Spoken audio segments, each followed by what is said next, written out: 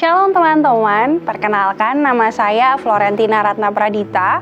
Teman-teman bisa panggil saya Flo. Saat ini saya sedang melayani di pelayanan siswa Perkantas Semarang. Gimana kabarnya? Masih betah studi from home? Masih betah kuliah online? Ya, di tengah kondisi pandemi COVID-19 ini, kita semua kena imbasnya. Bukan cuman orang-orang yang bekerja, tapi kita juga sebagai seorang mahasiswa. Secara pribadi mungkin kita takut, kita khawatir karena mulai beredar banyak data terkait dengan kasus COVID-19. Baik mereka yang sembuh, mereka yang terjangkit, bahkan mereka juga yang meninggal. Juga ada berita tentang penolakan jenazah dari penderita COVID-19.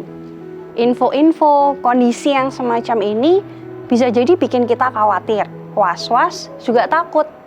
Nah, dalam ketakutan, kekhawatiran ini biasanya apa nih yang kamu lakukan? 2 hours later. Sudahkah kita berdoa? Nah, hari ini kita akan belajar dari Yohanes 16, ayat yang ke-16 sampai ke-28.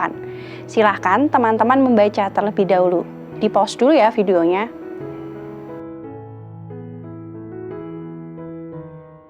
Udah? Yuk kita lanjut. Jadi, ini ceritanya terjadi sebelum Yesus ditangkap dan disalibkan. Apa yang Yesus katakan di situ kepada murid-muridnya? Yuk kita lihat di ayat yang ke-16.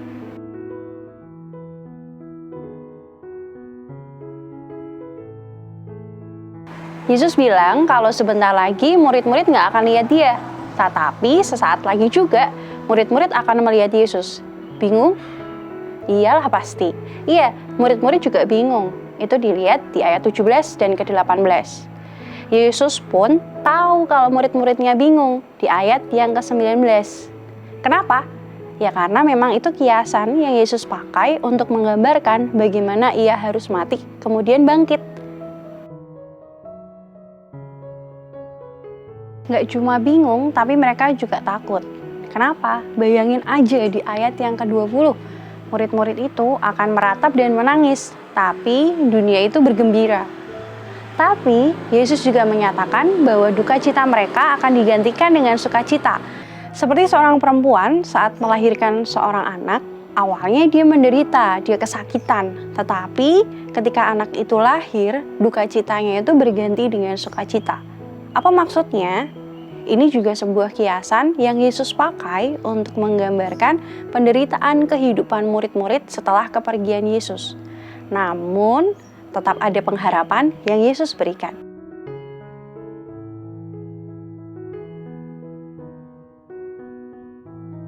Kiasan itu tergenapi ketika murid-murid melanjutkan kehidupannya setelah kematian, kebangkitan, dan kenaikan Yesus ke surga.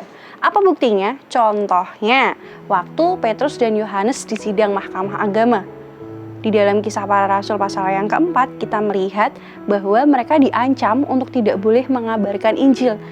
Kemudian, apa yang dilakukan? Jemaat berdoa bagi Petrus dan Yohanes dan juga bagi pemberitaan Injil. Karena mereka sangat takut. Dan apa hasil yang mereka dapatkan? Allah memberikan roh yang memberi kekuatan dan juga memberi keberanian mereka untuk memberitakan Injil. Kita kembali ke Yohanes pasal yang ke-16. Mari kita lihat di ayat yang ke-26. Di dalam nama siapa murid-murid diminta berdoa? Siapa? Iya, di dalam nama Kristus. Ini artinya Yesus menunjukkan bahwa dirinya datang dari Allah di ayat yang ke-27. Jadi berdoa di dalam nama Yesus itu bukan cuma sebuah formatur di dalam doa atau sebagai kalimat pelengkap aja, tapi itu sebagai bukti deklarasi iman kita bahwa kita menyatakan Yesus datang dari Allah.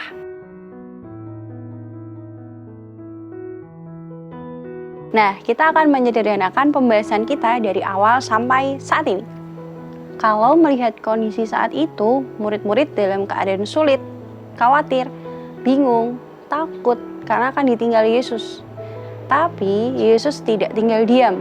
Dia memberi pengharapan, yaitu sukacita di dalam doa. Sama kayak kita, dampak dari COVID-19 yang terjadi saat ini mungkin bikin kita bingung, khawatir, takut, mengeluh, capek, dan lain sebagainya.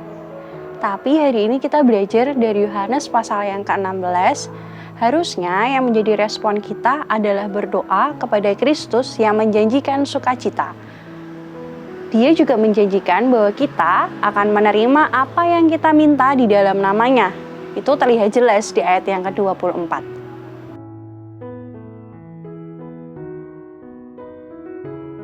Jadi di tengah kondisi yang sulit yang kita hadapi sebagai bentuk akibat dari penyebaran virus corona yang membuat kita harus kuliah di rumah, mungkin juga kehabisan uang untuk beli kuota internet, kita juga sulit untuk keluar rumah, sulit untuk bertemu teman-teman secara langsung, bahkan persekutuan kita pun harus online seperti saat ini. Kondisi-kondisi ini tidak jarang bikin kita stres, khawatir, terus mempertanyakan kapan masalah ini akan selesai, kapan keadaan akan kembali normal.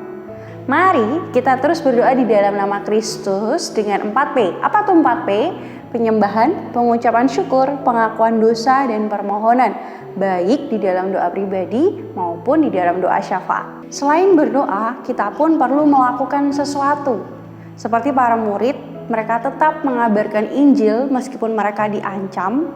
Setelah mereka berdoa, mereka mendapat kekuatan dari Roh Kudus. Mari kita juga tetap bersemangat untuk mengerjakan panggilan kita sebagai seorang mahasiswa. Kita belajar, mengerjakan tugas, dan juga melayani Tuhan sekalipun situasinya sulit.